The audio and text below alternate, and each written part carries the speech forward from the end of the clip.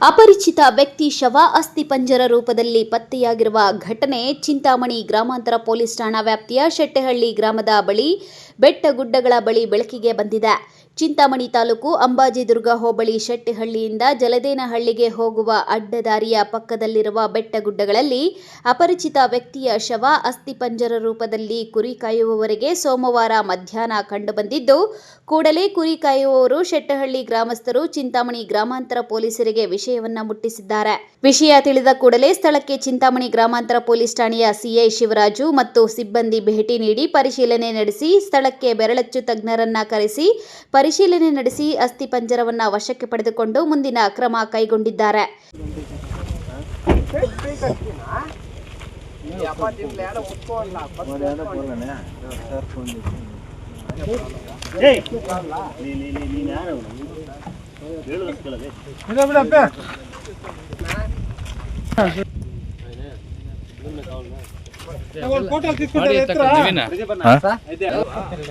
ಮಾತಾಡ್ತಾರ ಅದೇಮ್ಮ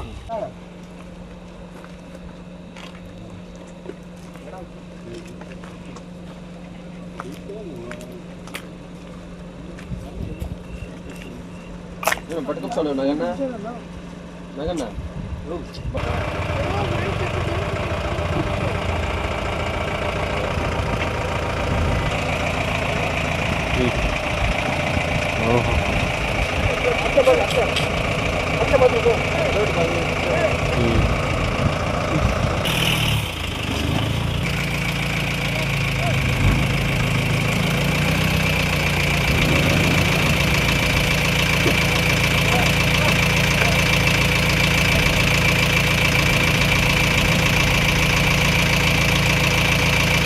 ಇನ್ನು ಈ ಘಟನೆಯಿಂದ ಶೆಟ್ಟಹಳ್ಳಿ ಹಾಗೂ ಸುತ್ತಮುತ್ತಲ ಗ್ರಾಮಸ್ಥರು ಬೆಚ್ಚಿಬಿದ್ದಿದ್ದು, ಮೃತ ವ್ಯಕ್ತಿಯ ಶವವನ್ನ ನರಿ ನಾಯಿಗಳು ತಿಂದು ಅಸ್ಥಿಪಂಜರದತ್ತಾಗಿದ್ದು, ಇದು ಕೊಲೆಯೋ ಅಥವಾ ಸಹಜ ಸಾವೋ ಎಂಬುದು ಪೊಲೀಸರ ತನಿಖೆಯಿಂದ ಮಾತ್ರ ಹೊರಬರಬೇಕಾಗಿದೆ.